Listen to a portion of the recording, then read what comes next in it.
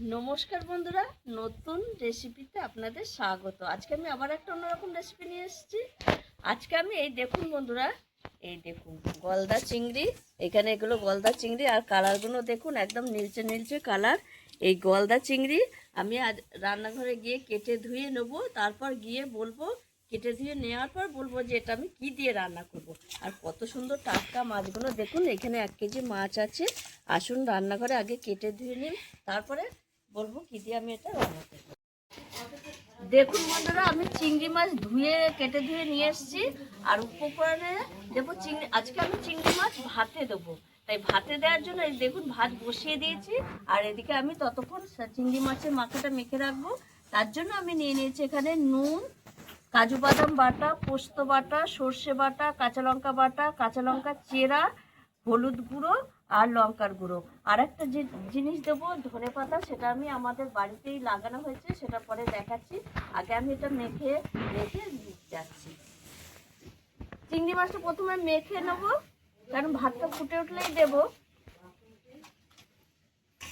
আর এখানে আমি 2টো টিফিন নিয়েছি, এইটা যদি না ধরে তাহলে এইটাতে দেবো। আমি দিয়ে দেবো প্রথমে একটু হলুদ গুঁড়ো,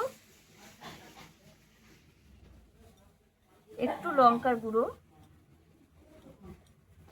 আর দিয়ে দেবো সর্ষে বাটা,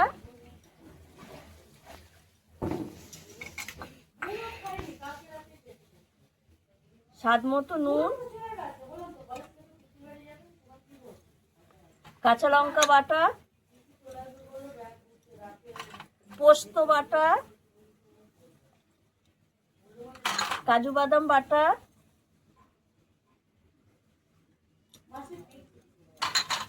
আর যেটা মেন উপকরণ সেটা হচ্ছে সর্ষের তেল।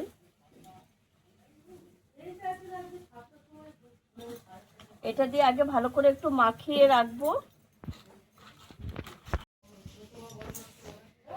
মেখে আমি যতক্ষণ না ভাত ফুটবে আমি রেখে দেবো এরকম ঢাকা দিয়ে। দিয়ে চলুন আমার সঙ্গে, আমি একটু ধনেপাতা তুলে নিয়ে আসি। বাড়িতে লাগানো হয়েছে অনেক গাছ, দেখাবো। আসুন আসুন বন্ধুরা, কত গাছ লেগেছে দেখুন। এই দেখুন শসা গাছ, এই দেখুন পালং গাছ, এই দেখুন মূলো গাছ। মূলো হয়েছেও, কত সুন্দর মূলোও হয়েছে। আর শাকগুলো তো অসাধারণ। আর এই দেখুন ধনেপাতা, কি সুন্দর ধনেপাতা হয়েছে। আর এদিকে কপি, বেগুন, টমেটো সব আছে, ঢেঁড়স, সব গাছ লাগানো হয়েছে। আর কপি গাছগুলো আর কদিন পরই কপি ধরবে, কত সুন্দর হয়েছে। এখান থেকে আমি একটু ধনেপাতা তুলে নেব। আর বাড়িতে লাগানোর স্বাদই আলাদা, যেমন তুলতেও ভালো লাগে আর দেখতেও ভালো লাগে। আর বেশি লাগবে না, এই কটাই তুলে নেব।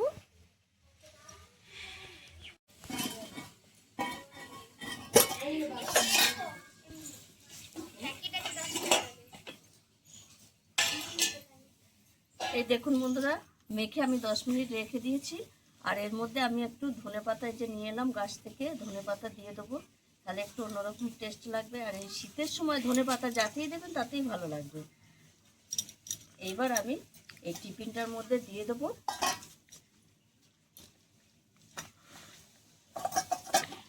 এটা দিয়েই ভাতে দেবো।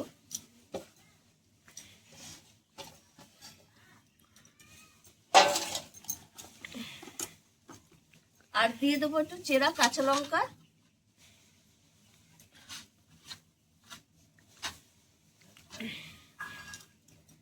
আর দিয়ে দেবো একটু সর্ষের তেল। যেহেতু ভাতে একটু সর্ষের তেলের পরিমাণটা বেশি দিতে হবে। আর একটুখানি আমি বাটি ধোয়া জলটা দিয়ে দেবো, দিয়ে ঢাকা দিয়ে রাখবো।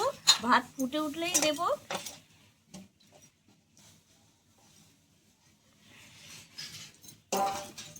এই দেখুন বন্ধুরা, কত সুন্দর। এইভাবে আমি রেখে দেবো, আর ভাতটা ফুটে উঠলেই আমি দিয়ে দেবো। এই দেখুন বন্ধুরা, ভাতটা ফুটে উঠেছে। এবার আমি এই চিংড়ি মাছ যে মেখে রেখেছি এটা দিয়ে দেবো। আর যে পরিমাণে আমি জল দিয়েছি সেই পরিমাণে জলেই হয়ে যাবে। এইভাবে ফুটতে থাকবে। আমি ওপর দিয়ে একটু ঢাকা দিয়ে দেবো।